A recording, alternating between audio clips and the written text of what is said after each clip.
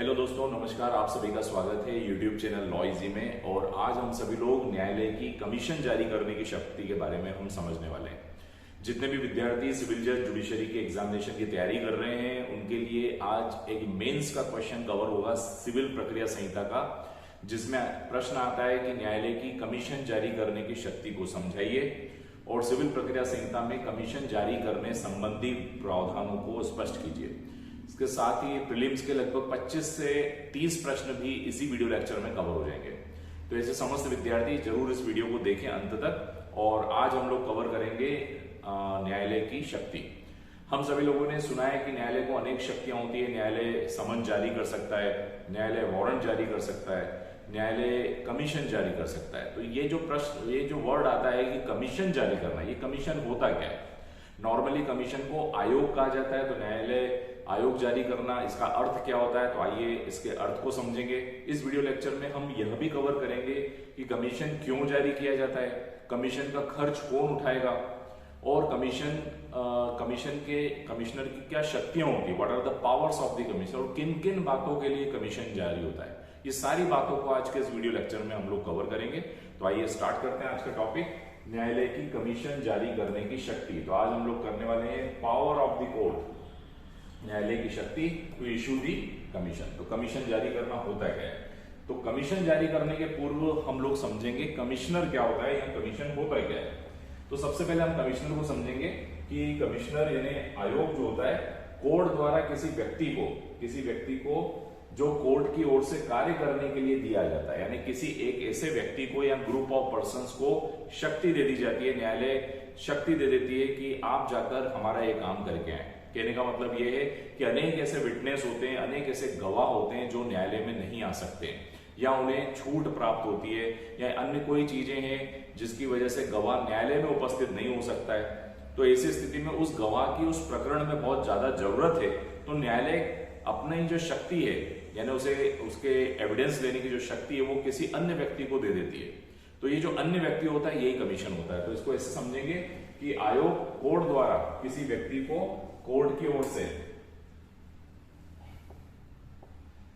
देखिए, कोर्ट की ओर से कार्य करने के लिए दिया गया निर्देश है। तो मतलब कमीशन एक प्रकार का निर्देश होता है, डायरेक्शन होता है किसी ऐसे व्यक्ति को जिसे न्यायालय कहता है कि आप हमारी ओर से भूमिका निभाइए। तो वो न्यायालय की भूमिका निभाता है और वह सब कुछ करने के लिए जो कोर्ट को पूर्ण न्याय देने के लिए आवश्यक है। यानी न्यायालय उस केस को डिसाइड करना है, न्यायालय के सामने जो प्रकरण चल रहा है उस प्रकरण के निपटान के लिए जो जो बातें जरूरी है वो सारा काम जाकर वह व्यक्ति करता है। उस व्यक्ति को कमिश्नर कहा जाता है, वो आयोग होता है।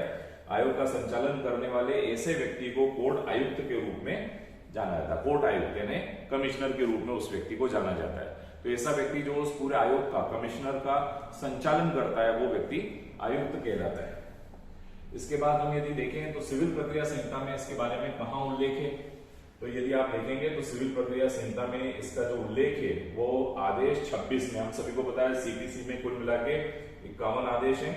51 आदेश में आदेश नंबर 26, यदि हम बात करें सीपीसी सिविल प्रक्रिया संहिता की धारा 75 से लेकर 78 तक, ये जो चार धाराएं हैं 75, 76, 78 और 77 और 78, इन चार धाराओं में कोर्ट की कमीशन जारी करने की शक्ति बताई गई है। और आदेश 26 में इसके बारे में उल्लेख किया गया है। एक ऑर्डर जो है ऑर्डर 26 जो कमीशन के बारे में बात करता है।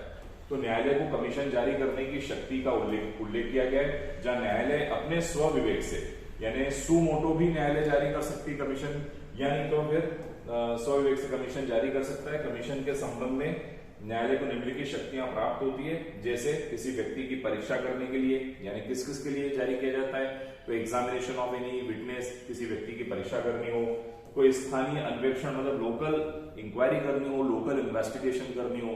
अब जैसे मान लीजिए किसी मशीन का विवाद है, वो मशीन बहुत भारी है, 1 टन की मशीन है, तो वो मशीन को तो न्यायालय में नहीं लाया जा सकता है। तो ऐसी स्थिति में मशीन जहां स्थित है वहीं पर जाकर उसका इंस्पेक्शन किया जा सकता है, तो इसके लिए भी कमीशन जारी हो सकता है।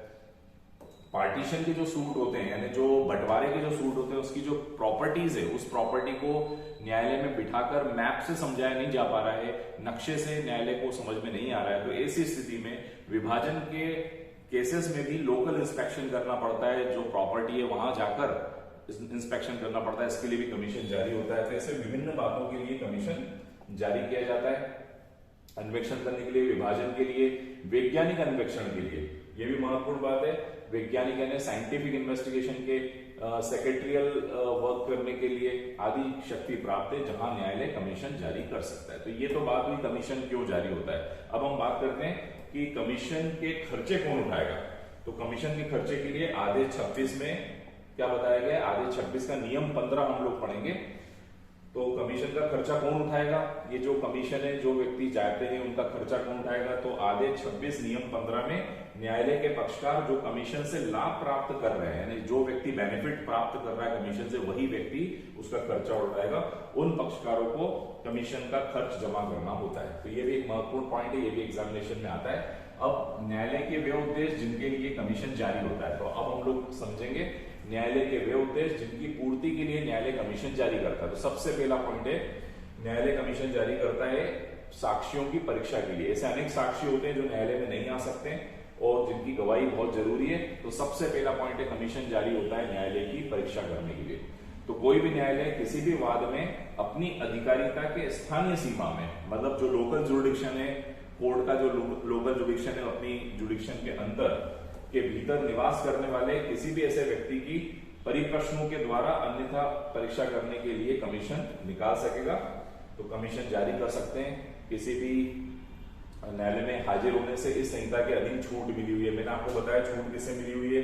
तो ऐसे अनेक लोग हैं जो मान लीजिए पैरालाइटिक है, जिनको पैरालाइटिक का अटैक है, जो न्यायालय में नहीं आ सकते, बीमार हैं। तो ऐसे लोगों जिनको छूट प्राप्त है या किसी बीमारी की वजह से न्यायालय में उपस्थित नहीं हो सकते, अंग शिथिल मतलब उनके हाथ पैर काम नहीं कर रहे, इस कारण वो हाजिर होने में जो असमर्थ है, उन लोगों के लिए न्यायालय जारी करेगा। इसका एक केस लॉ जरूर देखेंगे हम लोग। इसमें केस लॉ है फिल्मिस्तान बॉम्बे वर्सेस भगवान दास, AIR 1971। तो ये जो केस है फिल्मिस्तान बॉम्बे वर्सेस भगवान दास, AIR 1971, इस वाद में कहा गया था कि कमीशन जारी करना न्यायालय का एक विवेकाधिकार है। ये बड़ा इंपॉर्टेंट पॉइंट है कि न्यायालय का डिस्क्रिशनरी पावर है कि न्यायालय कमीशन जारी करे अथवा न करे। तो it is the discretionary power of the court. इसके बाद हम चलते हैं न्यायालय कमीशन।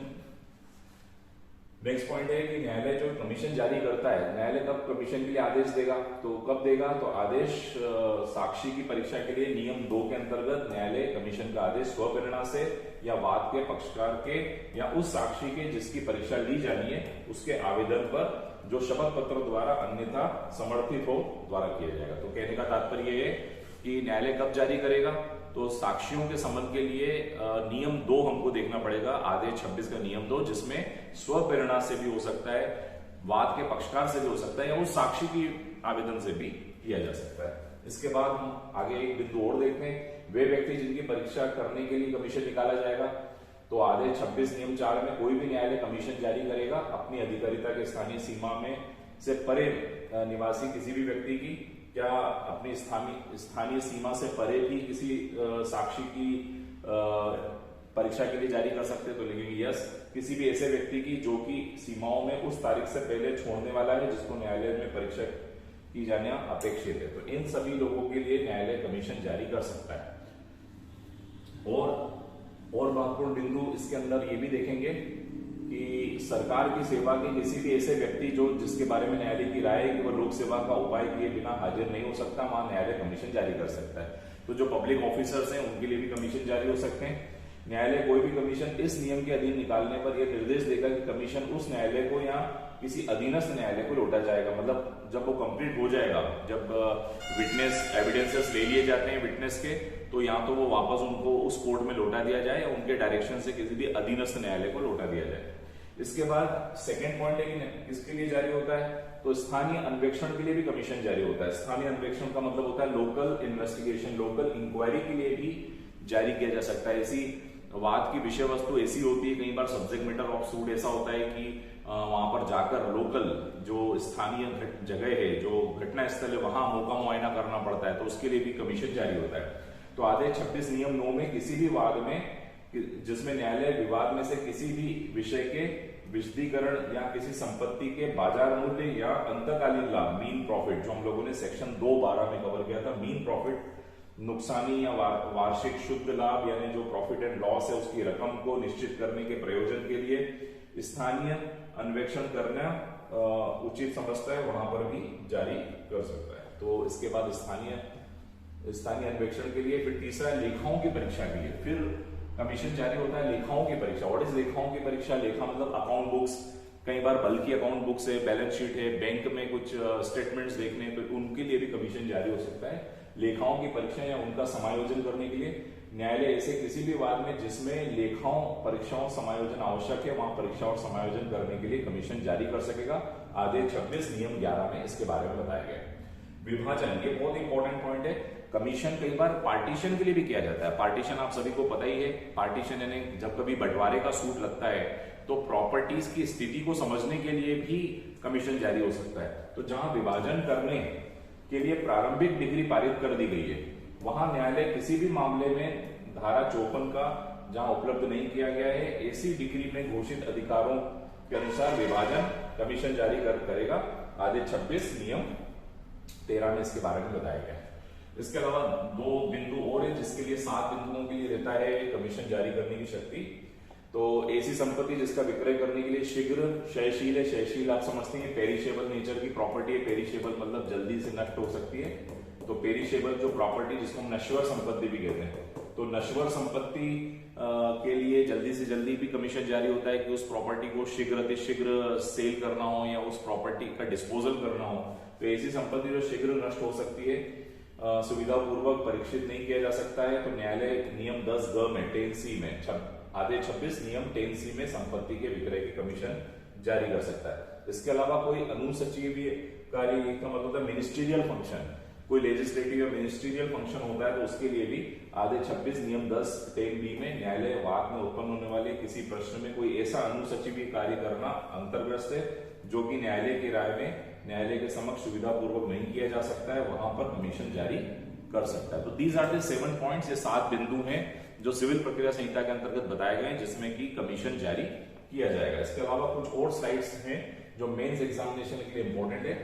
कमीशन की शक्तियों को थोड़ा सा समझ लेते हैं। कमीशन की शक्तियां होती क्या है? अब जो कमिश्नर होते हैं जो जाते हैं उनके पास क्या शक्ति है? तो इस आदेश के अधीन नियुक्त कोई भी कमिश्नर उस दशा के सिवाय जिसमें नियुक्ति के आदेश द्वारा न किया गया हो तब तक उनके पास क्या क्या पावर होंगे? तो सबसे पहले परीक्षा करने की शक्ति, स्वयं पक्षकारों की और ऐसे साक्षी की जिसे कमिश्नर अपने को निर्देशित मामले में साक्ष्य देने के लिए बुलाना ठीक समझे परीक्षा करा सकता है। दस्तावेज और अन्य चीजों को मांगने की भी शक्ति होती है। भूमि पर प्रवेश करने की भी इनके पास शक्ति होती है। तो these are the important points. साक्षियों को समन करने की भी शक्ति होती है, यानी साक्षियों को बुलाने के लिए कमिश्नर समन जारी कर सकते हैं। साक्षियों की हाजिरी, कमिश्नर के समक्ष साक्षियों की हाजिरी की शक्ति होगी। कमिश्नर के बारे में नियम के प्रयोजन के लिए यह समझा जाएगा कि वो सिविल न्यायालय, मतलब कमिश्नर जो है वो भी सिविल न्यायालय है ऐसा माना जाएगा। अब कुल मिला के निष्कर्ष को देखें तो कमीशन न्यायालय की स्वविवेक अधिकार शक्ति है और यह न्यायालय के ऊपर निर्भर करता है कि न्यायालय कब कमीशन जारी करता है, यानी न्यायालय कब कमीशन जारी करे या नहीं करे, न्यायालय की विवेकाधिकार शक्ति है।